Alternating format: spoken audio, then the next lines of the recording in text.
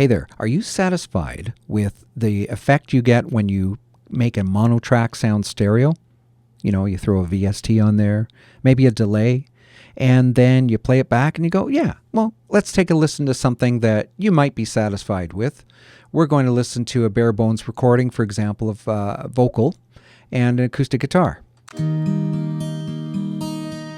Lord Jesus, I'll praise you as long as I journey. Okay, not much going on there. Now, these are being pre-EQ'd. They sound pretty good. The guitar sounds fine. The vocal sounds fine. And switching them back and forth to mono, you're going to hear and see nothing changes. What I mean by see is that this visualizer here by NewGen will show you that no added information has gone to the sides. It's just simply straight ahead, no stereo. So let's have a listen and look. Lord Jesus, I'll praise you as long as I journey. That's bare bones. Now we add a little bit of reverb, as you might, or on the lead vocal you might add a bit of delay, and then you might get a nicer stereo image, such as this. Lord Jesus, I'll praise you as long as I journey. But what if you didn't want as much reverb? Or what if you wanted to make that mono recording sound like it's more filling the sonic spectrum, especially through a good set of headphones or earpods? Or you just know that it's going to sound better through the headphones. Now, adding a VST plugin that goes and takes a track from mono to stereo often gives you problems. It will often sound fine in stereo, but then you collapse it down to mono, and you hear this phasing issue, or the volume just drops right out.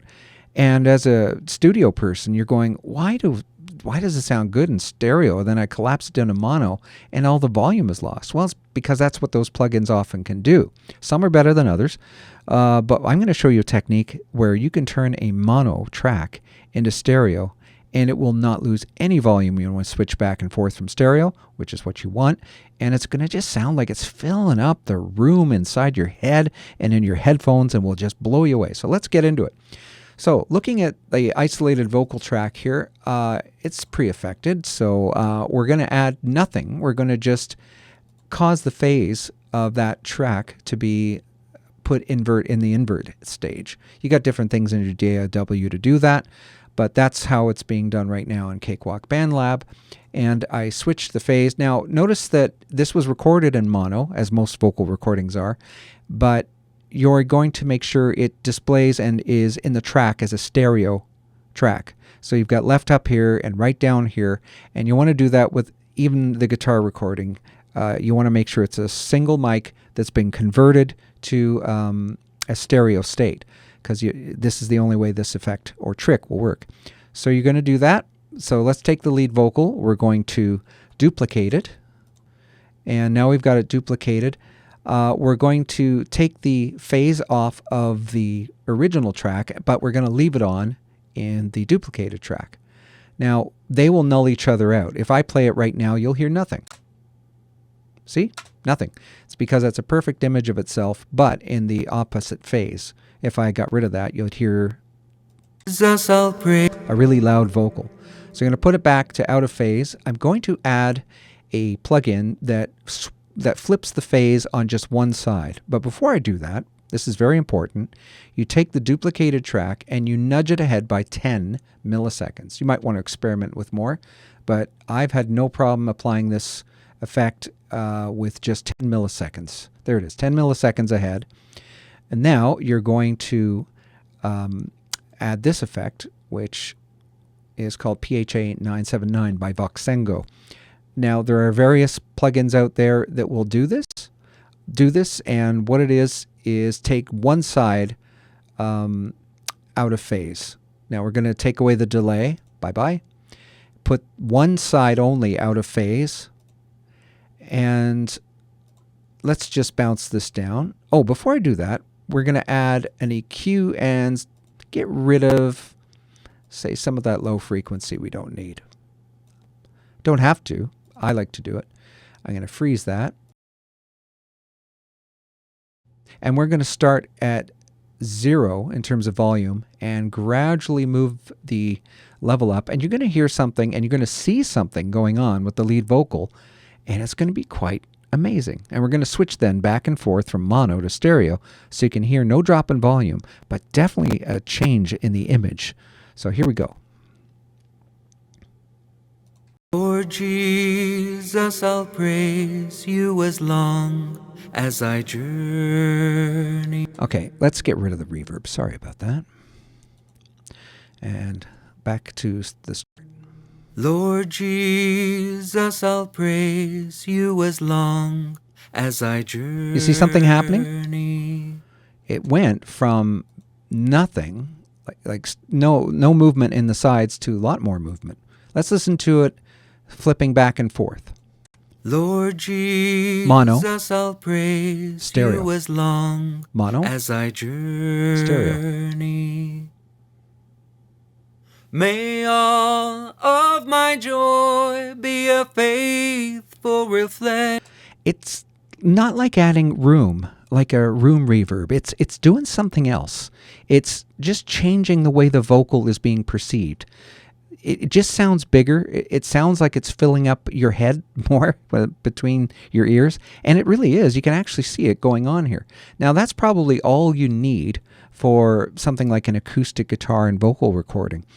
So let's hear it with the guitar and see if it bounces in and out of mono just great. Lord Jesus, I'll praise you as long as I journey. May all of my joy. Yeah, it might be too much. You can pull it back a little bit, and you're going to have just the perfect amount, and it just sounds like it's filling up the sonic spectrum or the sonic panorama. Lord Jesus, I'll praise you as long. I think that's perfect. And so we add the reverb in, and it's just going to sound marvelous, simply marvelous. Lord Jesus, I'll praise you as long as I journey. See how that voice just fills your head. It's just amazing. Now, you can do it also with acoustic guitar, so let's mute the voice. And we're going to do the exact same thing. I'll speed up the process, but let's talk it through one more time. Out of phase on the track you're about to duplicate, then duplicate the track. Flip the phase back to normal on the original track, leave it out of phase on the duplicated track, nudge the duplicated track by 10 milliseconds to the right, and then we're going to throw on the phase shifter, and once again we're going to flip it either left or right by 180, and I'm going to bounce down. I'm not even going to put the low end EQ thing. I'm just going to freeze it here. And so we're just going to hear the guitar doing its stereo thing. So I'm going to bring it up from a 0 position and just add to taste, as they say.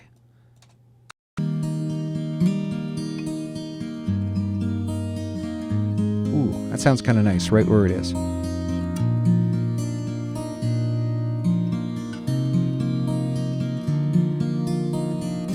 Want to hear it on its own? It sounds really weird. Have a listen to the track on its own. Just the duplicated one.